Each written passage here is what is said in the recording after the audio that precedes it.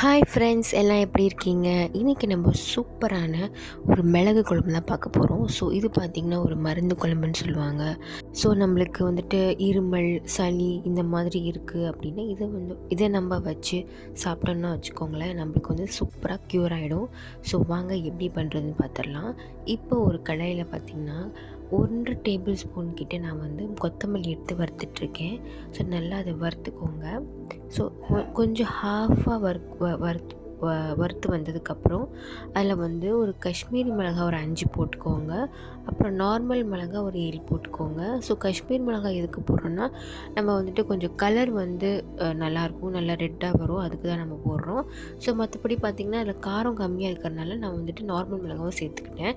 So நீங்கள் வந்து just normal மிளகாலையும் நீங்கள் பண்ணலாம். ஸோ அந்த காஷ்மீர் மிளகாய் வந்து ஆப்ஷனல் தான், ஜஸ்ட் நான் கலருக்காக நான் வந்து அதை ஆட் பண்ணியிருக்கேன்.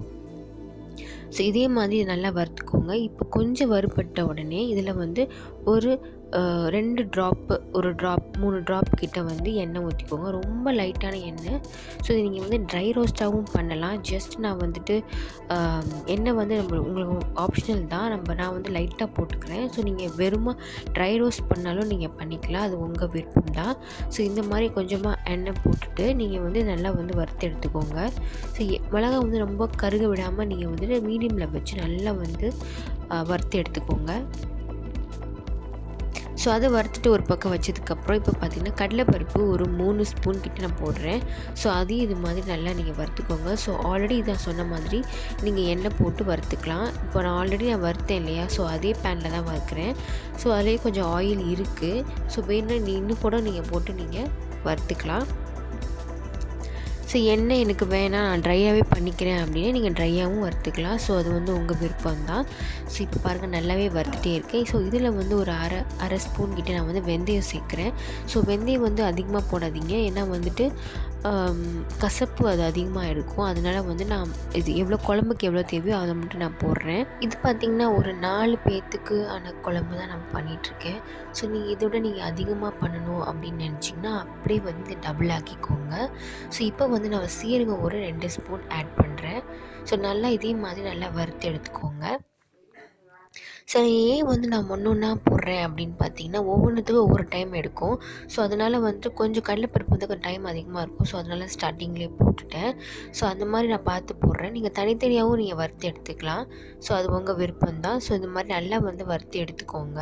இப்போ பார்த்திங்கன்னா நான் மிளகு வந்து 1.5 ஸ்பூன் கிட்ட போடுறேன். ஸோ இது பார்த்திங்கன்னா நீங்கள் மிளகு வந்து உங்கள் மிளகு ஒரு மாதிரி இருக்கும். ஸோ வந்து உங்கள் மிளகு ரொம்ப காரமாக இருக்கும் அப்படின்னா அதுக்கு தகுந்த மாதிரி குறைச்சிக்கோங்க. இல்லை மீடியமாக தான் இருக்கும் அப்படின்னா அதுக்கு தகுந்த மாதிரி போட்டுக்கோங்க. ஸோ பார்த்திங்கன்னா நான் வந்து 1.5 ஸ்பூன் கிட்ட போடுறேன். நல்லா இந்த மாதிரி நீங்கள் வறுத்து எடுத்துக்கோங்க. ஸோ பாருங்கள் நல்லாவே நல்லா வறுத்து வந்துகிட்டே இருக்குது பாருங்கள். ஸோ நல்லா வந்து வாசம் வரும் பாருங்கள், நல்லா வந்து உங்களுக்கே தெரியும். ஸோ அந்த அளவுக்கு நீங்கள் வறுத்து இதை நீங்கள் எடுத்துக்கோங்க. அதே மாதிரி பார்த்திங்கன்னா கொஞ்சம் ஃப்ளேவருக்காக நீங்கள் வந்து அதோட கொஞ்சம் கருவேப்பிலை 2 கொத்து நான் ஆட் பண்ணியிருக்கேன். ஸோ அதையும் நல்லா போட்டு நீங்கள் வறுத்து எடுத்துக்கோங்க. பாருங்கள் எல்லாமே சூப்பராக நல்லா வறுபட்டுட்டே இருக்குது. ஸோ பாருங்கள் எல்லாத்தையும் நான் வறுத்து எடுத்து வச்சுட்டேன் பாருங்கள். ஸோ இது வந்து நம்ம மிக்சியில் கொடுத்து நம்ம அரைக்க போகிறோம். கொஞ்சமாக தண்ணி ஊற்றி நல்லா பேஸ்ட் மாதிரி அரைக்க போகிறோம் இதை.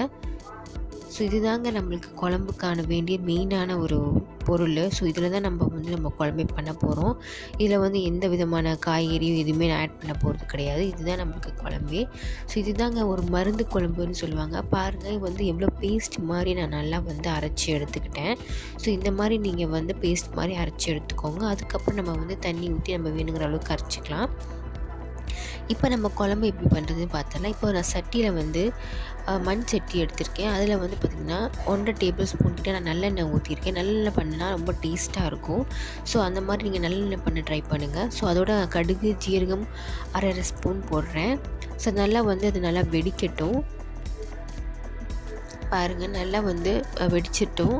ஸோ நல்லெண்ணெய் பண்ணி ரொம்ப டேஸ்ட்டாக இருக்கும். நல்லெண்ணெய் வந்து நான் ஏன் அதிகமாக ஊற்றிருக்கேன்னா, இது வந்து 1 வீக் கூட நீங்கள் வச்சு சாப்பிட்லாம். ஸோ அதுக்காக நான் கொஞ்சம் அதிகமாக ஊற்றிருக்கேன்.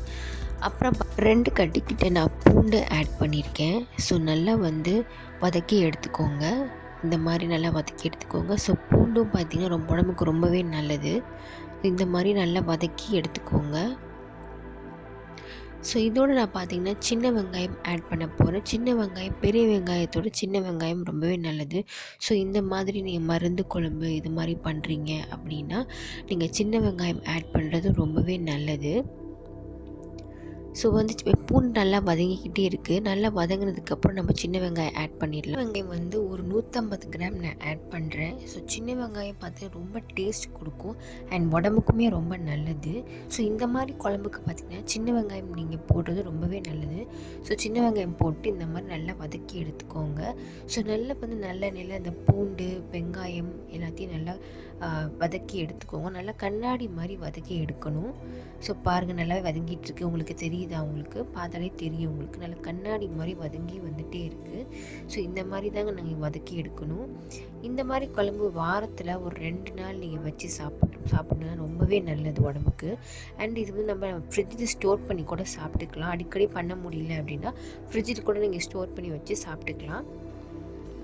இப்போ பாருங்கள் 1 வீக் வரைக்கும் இது கெடாமல் இருக்கும். பாருங்கள் வந்து நல்லாவே வெங்காயம்லாம் வதங்கிருச்சு. ஸோ இதோட பார்த்திங்கன்னா நான் வந்து 2 தக்காளி ஆட் பண்ண போகிறேன். ஏன்னா வந்து பார்த்திங்கன்னா புளி நம்ம ஆட் பண்ண போகிறோம் இதில். ஸோ அதனால் தக்காளி வந்து நான் வந்து கொஞ்சம் கம்மி பண்ணுறேன். ஸோ வந்து பார்த்திங்கன்னா 2 தக்காளி வந்து நல்லா வதக்கி எடுத்துக்கோங்க. தக்காளி வந்து நல்லா பேஸ்ட் மாதிரி வதங்கி வரணும். ஸோ அதோடு நீங்கள் நல்லா வதக்கி எடுத்துக்கோங்க. ஸோ பாருங்கள் நல்லாவே வதங்கிக்கிட்டே இருக்குது. நான் ஆல்ரெடி சொன்ன மாதிரி இதை வந்து நீங்கள் ஸ்டோர் பண்ணி கூட வச்சு சாப்பிட்லாம். ஸோ டெய்லி சாப்பிட்றதுக்கு முன்னாடி நீங்கள் சாம்பார் ரசம் இது சாப்பிட்றதுக்கு முன்னாடி இது வந்து ரைஸில் கொஞ்சமாக எடுத்து வச்சு போட்டு சாப்பிட்டுட்டு நல்லெண்ணெய் இல்லைன்னா நெய் ஊற்றி நல்லா பிசைஞ்சு சாப்பிட்டிங்கன்னா சளி தொந்தரவு எதுவுமே வராது உங்களுக்கு. ஸோ நல்லாவே வந்துட்டு இருந்தால் கூட அதெல்லாம் போயிடும். ஸோ சளி உங்களுக்கு பிடிச்சிருச்சு அப்படின்னு டக்குன்னு இந்த குழம்பு வச்சு நீங்கள் சாப்பிட்டிங்கன்னா உடம்புக்கு அவ்வளோ ஹெல்த்தியாக இருக்கும். ஸோ நீங்கள் கண்டிப்பாக ட்ரை பண்ணி பாருங்கள். ஸோ பாருங்கள் நல்லாவே வதங்கி வந்துகிட்டே இருக்குது. ஸோ இந்த மாதிரி நீங்கள் வதக்கி எடுத்துக்கோங்க. பாருங்கள் சூப்பராக வதங்கிருச்சு. வெங்காயம் பூண்டு தக்காளி எல்லாமே நல்லா வதங்கிருச்சு. இப்போ லெமன் சைஸ் ஒரு புளி எடுத்து நான் வந்து ஊற வச்சு அதை கரைச்சி நான் வந்து இப்போ ஊற்றுறேன். ஸோ லெமன் சைஸ் நான் புளி எடுத்திருக்கேன். நான் ஆல்ரெடி சொன்ன மாதிரி நீங்கள் அதிக குவான்டிட்டி பண்ணுறீங்க அப்படின்னா அப்படியே நீங்கள் டபுள் ஆக்கிக்கலாம். ஸோ ஒவ்வொரு புளியும் வந்து ஒவ்வொரு மாதிரி புளிக்கு ஓவராக இருந்துச்சு அப்படின்னா நீங்கள் கம்மி பண்ணிக்கலாம். இப்போ இந்த ஸ்டேஜில் வந்து நான் 1/2 ஸ்பூன் கிட்ட மஞ்சள்தூள் ஆட் பண்ணுறேன்.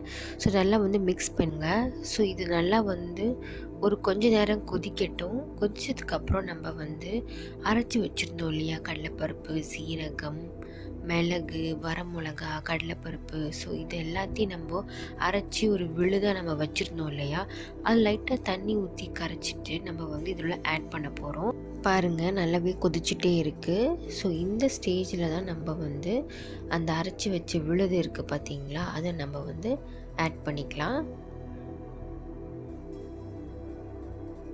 ஊற்றியாச்சு. ஸோ இந்த மாதிரி நல்லா ஊற்றி நல்லா லம்ஸ் ஏதாவது இல்லாத அளவுக்கு நீங்கள் வந்து கரைச்சி நல்லா கிளறி விட்டுக்கோங்க. ஸோ பாருங்கள் நல்லாவே வந்து குழம்பு ரெடி ஆகிட்டே இருக்குது. ஸோ இதோடு வந்து நான் தேவையான அளவு உப்பு ஆட் பண்ணிக்கிறேன். ஸோ நல்லா வந்து மிக்ஸ் பண்ணி விட்டுக்கோங்க. நல்லா வந்து 1 இன்ச் கிட்ட நல்லா வந்து சுண்டி நல்லா திக்காக வர அளவுக்கு நல்லா வந்து நீங்கள் கொதிக்க வச்சு எடுத்துக்கலாம் இனிமேட்டு. ஸோ இப்போ வந்து நான் வந்து மூடி ஒரு 10 நிமிஷம் கொதிக்க விட போகிறேன். ஸோ இப்போ 10 நிமிஷம் ஆச்சு. எப்படி இப்போ கொதிச்சிட்ருக்கு நம்ம பார்க்கலாம். இப்போ பாருங்கள் சூப்பராக குழம்பு நல்லாவே கொதிச்சு திக்காக வந்துட்டு இப்போ வந்து பார்த்திங்கன்னா ரெடி ஆயிடுச்சு. ஸோ இந்த மாதிரி தாங்க நீங்கள் வந்து இந்த குழம்பு நீங்கள் ரெடி பண்ணணும். இப்போ பாருங்கள் சூப்பராக வந்து நல்லாவே கொதிச்சு வந்துகிட்டே இருக்குது. ஸோ இந்த மாதிரி நீங்கள் வந்து கொஞ்சம் கொதிக்க விட்டிங்கன்னா நல்லா திக்காக ஒரு மாதிரி உங்களுக்கு கிடைக்கும். ஸோ குழம்பு வந்து அப்போ ரொம்பவே டேஸ்ட்டாக இருக்கும். ஸோ ரொம்பவே ஹெல்தியானது கூட. ஸோ இது பாருங்கள் இப்போ நான் வந்து இந்த குழம்பை இறக்கி வச்சுட்டேன். இறக்கி வச்சு கூட நம்ம வந்து மண் சட்டியில் வச்சனால இது வந்து பார்த்திங்கன்னா கொதிச்சுக்கிட்டே இருக்குது. ஸோ மண் சட்டிலையும் வச்சிங்கன்னா ரொம்பவே நம்மளுக்கு உடம்புக்கும் நல்லது. ஸோ கண்டிப்பாக நீங்கள் இந்த குழம்பு ட்ரை பண்ணி பாருங்கள். அவ்வளோ ஹெல்தியான ரெசிபி. ஸோ கண்டிப்பாக ட்ரை பண்ணுவீங்கன்னு நம்புகிறேன். மறக்காமல் என்னோடய சேனலுக்கு like share comment and subscribe பண்ணிடுங்க. ஸோ நிறைய பேர் வந்து சப்ஸ்கிரைப் பண்ணாமல் பார்க்குறீங்க. ஸோ மறக்காமல் சப்ஸ்கிரைப் பண்ணுங்கள், சப்போர்ட் பண்ணுங்கள். இதே மாதிரி வேறு ஒரு வீடியோவில் உங்களை மீட் பண்ணுறேன். அது வரைக்கும் பாய்.